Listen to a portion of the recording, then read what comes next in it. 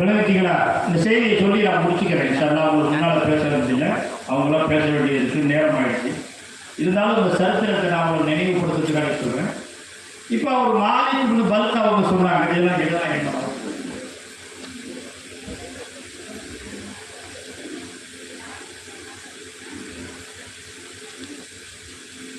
என்ன காரணம் உங்க ஹஜ் கபூலாவலன்னு கேட்டாங்க. அதுக்கு அவங்க சொன்னாங்க, நீங்க இது அது ஒரு காரணத்துக்கு மட்டும் இதை கேட்காதீங்க. அதை சொல்லிவிட்டு மறுபடியும் சொன்னாங்க, இல்லை உங்களுடைய இவ்வளவு பெரிய ஒரு சீரியரியான உங்களுடைய ஹஜ் கபூலாவதுக்கு என்ன காரணங்கிறத நான் அறிஞ்சே அவங்க அதுக்கு நீ காரணம் சொல்லிவிட்டு மறுபடியும் கேட்டாங்க. அதுக்கு அவங்க ஒரு காரணம் சொன்னாங்க. அந்த முகமது பின் பல்கினுடைய ஒரு காரணம் சொன்னாங்க. என்னுடைய அந்திய காலத்தில், வாலிப காலத்தில் நான் ஒரு குடிகாரனாக, மது பிரியனாக இருந்தேன். அந்த மாதிரி ஒரு தடவை அதிகமாக மது தலைக்கு போதை ஏறி ரொம்ப கடுமையான போதையில் ரமலானுடைய மாதமாக இருந்துச்சு. நான் வீட்டுக்கு வந்தேன். அப்படி வீட்டுக்கு வரும்போது என்னுடைய தாயார் ரொட்டி, அதாவது சப்பாத்தி சுட்டுக்கிட்டு இருந்தார். நான் சொன்னேன், எனக்கு 2 ரொட்டி கொடுங்கன்னு நான் கேட்டேன். என் தாயார் தர மறுத்துட்டாங்க. தாயார் ரொட்டி கொடுக்க மறுத்துட்டாங்க. நான் போதையில் இருந்தேன். கோபத்தில் ஓடி ஒரு அடி அடிச்சுட்டேன். யாரை அடிச்சுட்டாங்க? எப்படி கேட்குறீங்களா? ஆசிரியர் சொல்லுவா. சரி, ஓடி அடிச்சுட்டாங்க. அடித்த உடனே அந்த தாய் அந்த அடியுடைய வேகத்தில் அந்த எரிஞ்சிக்கிட்டு இருந்த அடுப்புலையே உழுந்துடுறாங்க. உளுந்தி அந்த நெருப்புலான காயங்கள் பட்டு அவங்க உடம்புல தீக்காயங்கள் ஏற்பட்டு கடைசியாக உடனே ஊர் மக்கள்லாம் அவரை இழுத்து கொண்டு போய் ரூம்ல கொண்டு போய் அடைச்சிடுறாங்க. அந்த தாய் கொஞ்ச நேரத்தில் துடிச்சு மௌத்தா போயிடுறாங்க. அவங்க மௌத்தா போனதுக்கு முன்னதாக ஒரு செய்தி சொல்றாங்க, என்னை நெருப்புல தள்ளி என்னை காயப்படுத்துற அடிச்ச என்னுடைய மகனை நான் மரணித்து விட்டால் நீங்க கொண்டு வந்து என் மையத்தை அவர்களுக்கு காட்டாதீங்கன்னு ஒரு வார்த்தை சொல்லியிருந்தாங்க. அதனால அவரை கொண்டு போய் ஒரு ரூம்ல அடைச்சி போட்டு அந்த மையத்தை கொண்டு வந்து மறுநாள் காலையில் கொண்டு போய் அடங்கிட்டாங்க. அவர் காலையில எந்திரிச்சார். அவர் சொல்றார், மாலிக் பல்கு சொல்றார், நான் காலையில எந்திரிச்சேன், அந்த தாயுடைய மையத்து இல்லை.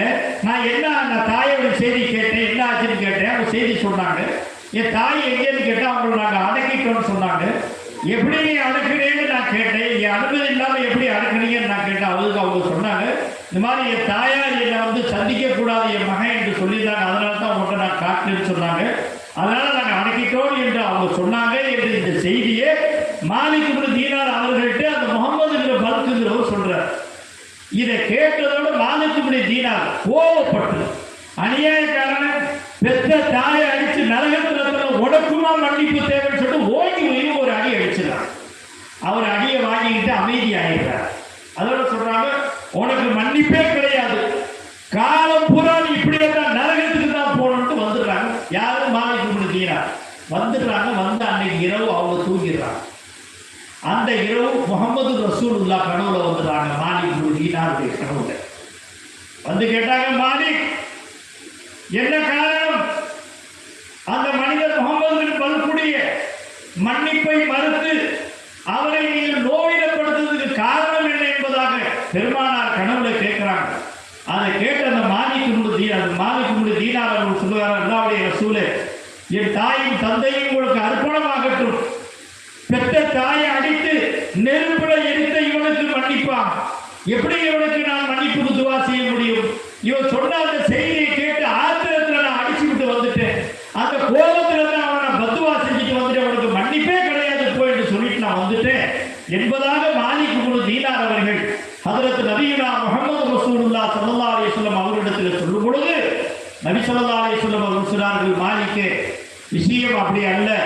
நாளை மஹ்ஷருடைய மைதானத்தில் அதே தாயை கொண்டு அவர் சொர்க்கம் செல்வார் என்பதை நான் சொல்றேன் என்பதாக பெருமானார் சொன்னாங்க.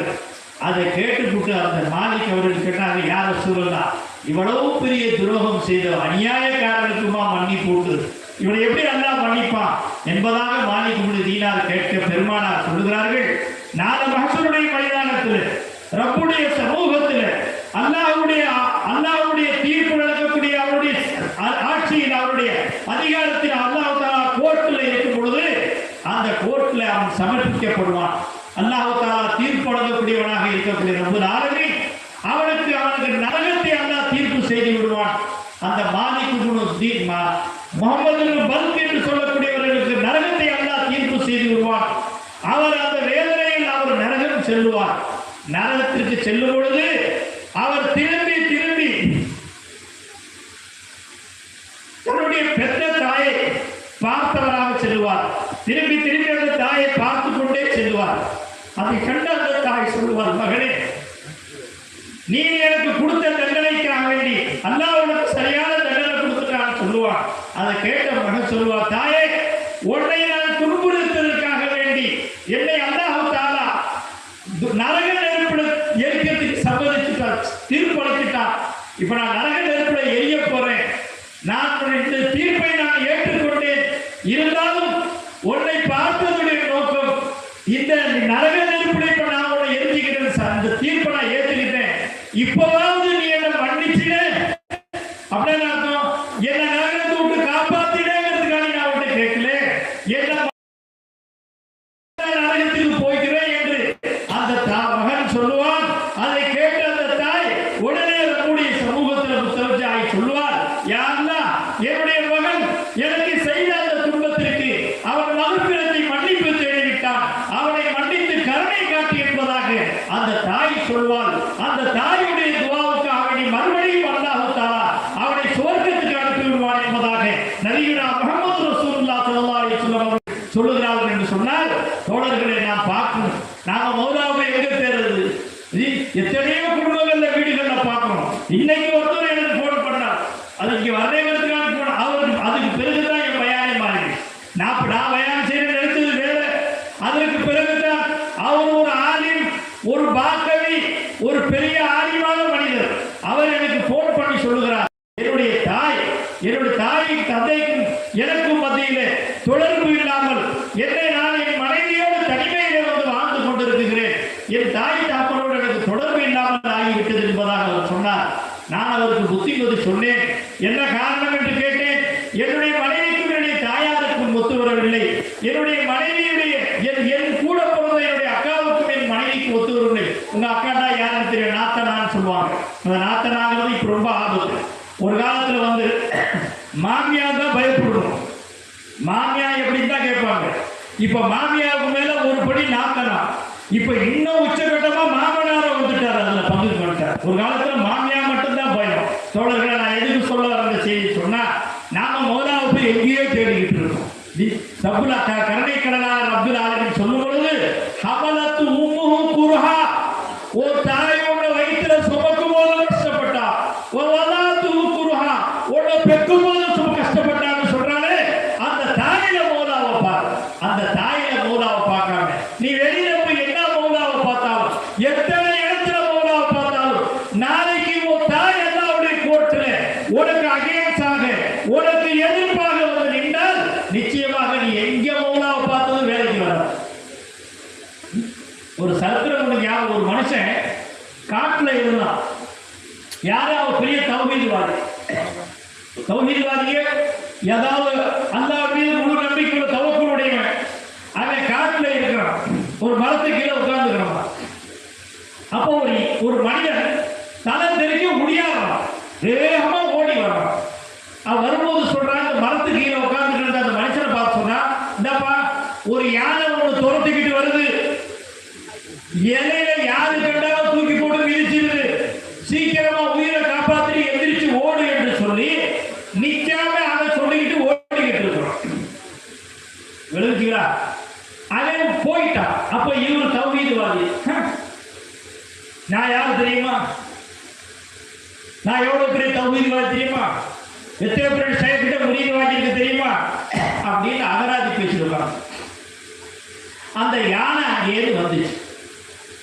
அவன் சொன்ன மாதிரி இவர் தும்பிக்கையால தூக்கி சுரட்டி ஓடி ஒரு அடி அடிச்சுட்டு ஓடி போச்சு. அவங்க புத்துவரும் குலவருமா எழுச்சி உட்காந்துக்கிட்டு போதா, உன் மேல நான் இவ்வளவு நம்பிக்கை வச்சிருந்தேன்னா கடைசியில் என்னையுமா நீ தண்டிச்சுட்டேன்னு கேட்டான். அப்ப அசரீர சத்தம் கட்டிச்சா அநியாயக்காரன். அந்த ஒருத்தவன் ஓடி வந்தான்ல, இங்க உட்காராதே எந்திரிச்சு ஓடு போடுன்னு சொல்லிட்டு வந்தானே, அவனை ஏன்னா என்ன நீ அல்லாஹ்வை ஒரு தரப்புல பார்த்து ஒரு தரப்புல பார்க்க மாட்டேங்கிற. உன் பீவியில பாரு மௌலாவை. மனைவி என்பவள் யார் ஒரு மனிதன் பரிசுத்தமாக்கப்பட்ட நிலையிலே அல்லாஹ்வை சந்திக்க நாடுகிறானோ அவன் ஒரு சாதியான பெண்ணை திருமணம் செய்து கொள்ளட்டும் என்பதாக அதற்கு நபியுல்லா முஹம்மது ரசூலுல்லாஹ் ஸல்லல்லாஹு அலைஹி வஸல்லம் சொன்னார் தோழர்களே. அதனால நீங்க முரீது வாங்கி தாலீம் வாங்கி கல்லால போய் மௌலாவை பார்க்கணும். வர்ற கஸ்டமர்ல மௌலாவை பார்க்கிறோம். கோல்டுல மௌலா தெரியுமா? வீட்டில் இருக்கிற பீவியில மௌலா தெரிய மாட்டேங்குது. சமயத்துல சில பேர்கிட்ட போன் வந்தா நம்ம விளைக்கலாம், இந்த போன் எங்கேயாவது வருதுன்னு விளைக்கலாம். பக்கத்துல இருக்கிறவங்க சரி சரி சரி வை வை வை வை பேச வை வை அப்படின்னா விளைக்காம பீவி பேசுறாங்க. சமயத்துல மணிக்கணக்கில் பேசுவாங்க, வேற யாரோ பேசுறாங்க. நவுது பில்லா. தோழர்களை பயப்படுங்க அல்லாஹ்வுக்கு. ஹுக்கூக்குல் இபாதுல அடியார்களுக்கு மனைவிக்கு செய்யக்கூடிய கடமைகள்ல தாய்க்கு செய்ய வேண்டிய கடமைகள்ல துரோகம் செய்துவிட்டு நீ மௌலாவை பார்த்தா என்ன, நீ யாரை பார்த்தா என்ன அல்லாஹ்வுடைய சமூகத்துல என்ன பார்த்தாலும் சரி, நீ மௌலாவை உண்மையிலேயே அல்லாஹ்வை பார்த்து அல்லாஹ்வை தரிசிக்கக்கூடிய அந்த ஞானம் நம்மள இருந்தா முதல்ல நீ பெற்ற தாயில மௌலாவை பார்.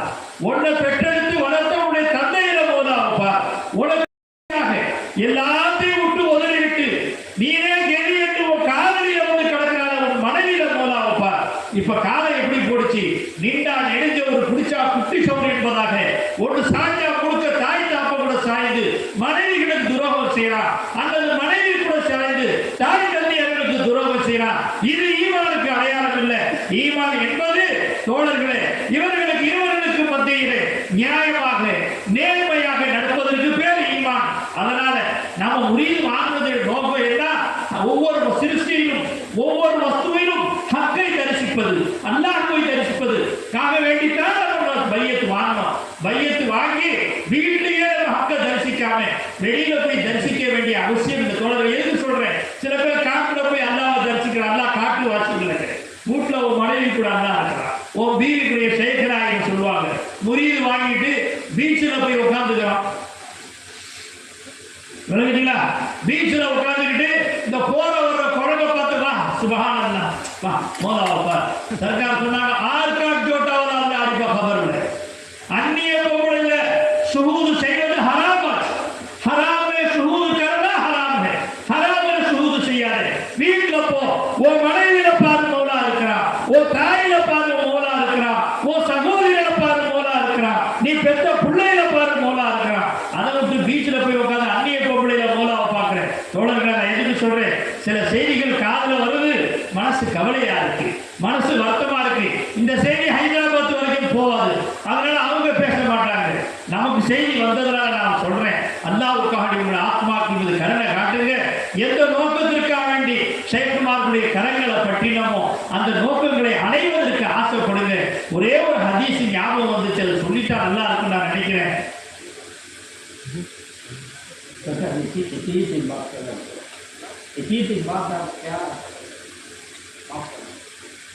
ஒரே விஷயம், அதாவது ஒரு ஹதீஸ் பார்த்தேன்.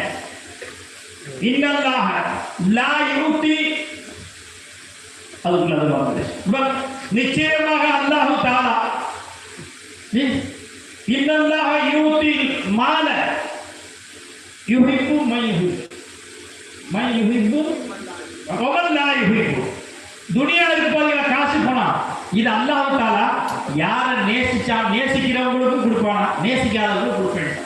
அதனால நீ பெரிய ஒரு ஆடி காரில் வந்ததோட இவ்வளோ பெரிய அல்லாமாவா இருக்காரு ஒண்ணுமே கிடையாது விளங்குறீங்க. ஆடி காரில் வந்து அல்லா ரொம்ப தூக்கிட்டு ஆடுறாரு விளங்காது. மால் இந்த துனியாவை அல்லாஹ் நேசிப்பவர்களுக்கும் தருவான், அல்லாஹ் நேசிக்காதவர்களுக்கும் இந்த துனியாவை தருவான். சொல்லிவிட்டு அல்லாஹ் சொல்றான், நிச்சயமாக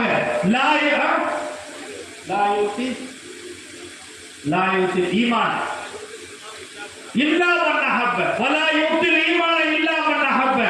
யாரை அல்லாஹ் நேசிக்கவில்லையோ அவர்களுக்கு ஈமான தரவே மாட்டேன் அல்லாஹ் தஆலா. ஒரு சந்தோஷப்படுங்க, ஆசைப்படுங்க. முதல்ல நம்ம அல்லாஹ் தஆலா ஆசைப்பட்டாங்க, அதனால தான் ஈமானோடு இங்க உட்கார்ந்து கிடக்கான். நம்மளை எல்லாரும் பிரியப்படுவதற்கு முன்னால் அல்லாஹ் நம்மை நேசித்து ஈமானோடு கொண்டு இங்க உட்கார வச்சிருக்கான். அந்த ஈமானுடைய அடையாளங்கள் தான் வலிமா வலிமார்களை மதிக்கணும், அவுலியாக்களை மதிக்கணும், நல்லடியார்களை மதிக்கணும், சாயுல்லா என்று சொல்லக்கூடிய பெத்த தாய் தந்தையர்களை மதிக்கணும், மனைவி மக்களை மதிக்கணும். இவைகளெல்லாம் விட்டு நான் மௌலாவை பார்க்கிறேன், முராகாபா செய்யறேன், சுகூது செய்யறேன்னு சொல்லி ஏமாந்து போயிடாதீங்க. எல்லாம் செய்ய, வீட்டுல இருக்கிறவங்கள முந்து செய்ய, அதுக்கப்புறம் வெளியில போங்க. ஆகையினால் தோழர்களை அல்லாஹ் தபாரக வ தஆலா நம்ம ஷேக்குமார்களுடைய கரம் பிடிச்ச அந்த நோக்கத்தை, உண்மையான நோக்கத்தை, மக்சதே பையத்துடைய நோக்கம் 2, யாதே ஹக் அலத்தவா யாத்தே இடைவிடாத அல்லாஹ் தஆலாவை ஞாபகம் செய்வதற்காக வேண்டி, அந்த அல்லாஹ்வை அடைந்து கொள்வதற்காக வேண்டித்தான் நம்ம பையத்து வாங்கணும். அந்த அல்லாஹ் எங்கேயோ இல்லை, மனைவி கூட இருக்கிறான், தாய் கூட இருக்கிறான், நம்ம புள்ள கூட இருக்கிறான், சகோதரி கூட இருக்கிறான், சகோதரன் கூட இருக்கிறான் என்ற இந்த உண்மையை விளங்கி வாழ்வதற்காக வேண்டித்தான் இந்த ஷேக்குமாருடைய கரங்களை பற்றினோம். அவர்கள் நமக்கு காட்டி கொடுத்தார்கள், காட்டிக் கொண்டே இருக்கிறார்கள். அதை விளங்கி வாழக்கூடிய அந்த நல்ல தௌஃபீக் அல்லாஹ் தஆலா உங்களுக்கும் எனக்கும் ஏழை எல்லாருக்கும் தந்தருள் புரிவானாக. வாஹிரு தஅவானா அல்ஹம்துலில்லாஹி ரப்பில் ஆலமீன். அஸ்ஸலாமு அலைக்கும் வரஹ்மத்துல்லாஹி வபரகாத்துஹு.